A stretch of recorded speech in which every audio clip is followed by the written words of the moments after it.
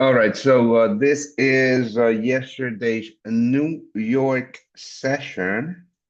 Yesterday's New York session, horrible trading session, the worst. I mean, super bad trading, super bad trading session yesterday. To be honest with you, and I am here to review a super emotional. I mean, not emotional, just bad trading. I did not execute my edge at all. Hold on. Oh, I want to share my screen. All right, so I did not execute my edge at all. Here it is. That's the E-mini. Well, micros. There we go. So here are the two trades that I took. There we go. Now, let's talk about that. Downstairs, downstairs. On the bottom, you can see I'm not even connected to any accounts still. Doesn't matter. Well, I'm gonna connect actually. No, doesn't matter. I'm reviewing, so it really doesn't matter. Now, here it is. First trade. First trade was a pre-market trade. Just have a look at this. This pre-market action. Nothing. I had just waken up.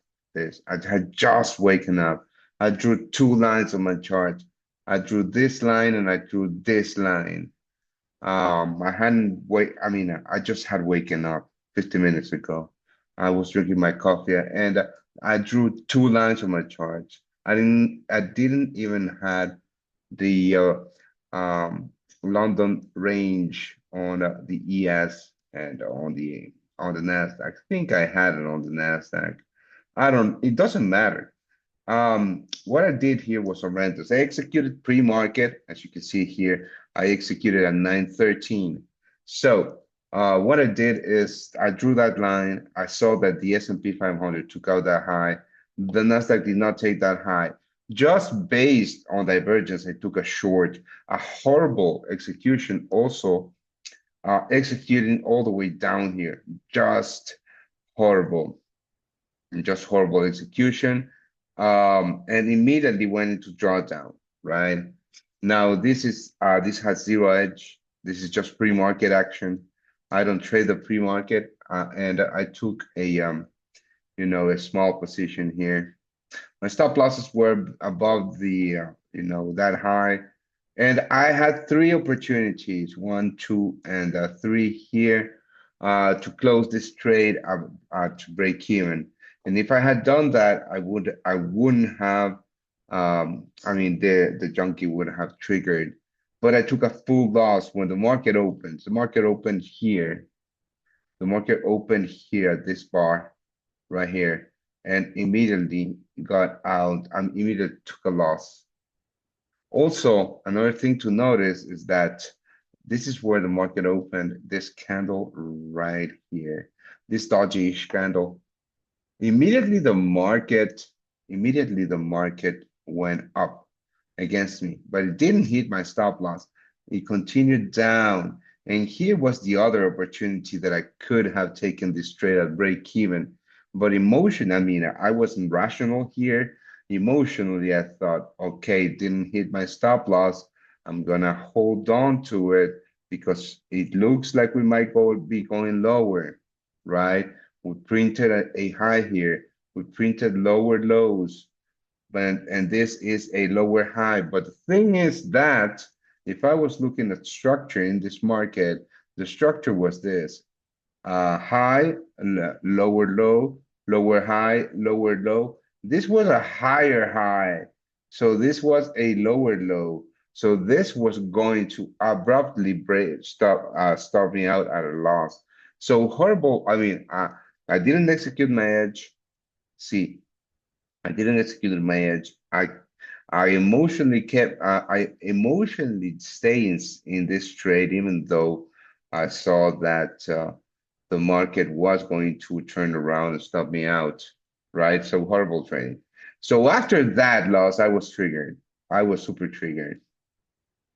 What happened here is that I decided to wait for the opening range to set, right? So this is the opening range low. This is the opening range high. I decided to wait for the opening range to set. So the opening range sets when this candle closes, I think, or so. Doesn't matter. And then price breaks with the opening range, right? Again, I executed a full size here, full size. So that was, um, I mean, I was risking about 400 bucks here on this trade or so. I don't remember exactly. It doesn't matter. Boy, I executed full size. See, I bought 10 micro contracts. Just on a candle close above that opening range high. Normally, I just wait for, I would wait for structure to create and then a bounce so I can have a tight stop loss off of that bounce. Now, that's why I don't trade the breakout candle. Also, because the first breakout candle usually doesn't run. So, but here I did. I executed the first candle breakout and I put my stop losses all the way below the opening range lows, all the way below the opening range low, right? And I went to take a shit. I shit you not. I went to the bathroom. And when I came back, price was trading at this level. There was nothing else for me to do but to get super triggered when my stop loss got hit here. So when my stop loss got hit here, I almost immediately took a short position right here that would have, I almost took a short with double this size right here. Almost took a short with double this size. Um, but I did not. I did not. As you can see, there's no executions left on the day.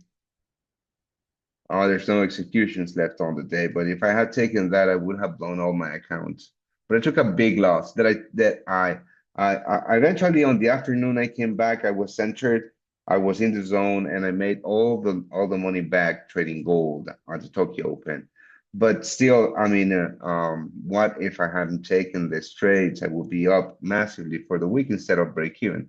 But you know what? I'm gonna take this as a lesson. This as a lesson because this, just have a look at this price action here. Just have a look at this price action. There was no the reason for me to be trading this fucking chop mess. There was no reason for me to be trading this chop mess. There was no edge here. Just have a look at this. All day, price just chopped around the opening range. There was no executions to be made, no trades at all, right? So, man, this is a lesson for me to maybe I'm not going to be trading on Mondays. Unless, and only unless it's an opening range bounce. That's the only thing I'm gonna be trading on Mondays. Actually, I should only be trading that, right?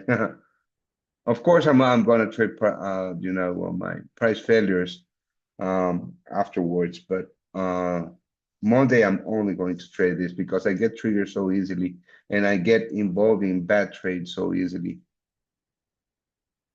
Oh, that's it. Hmm. Shit.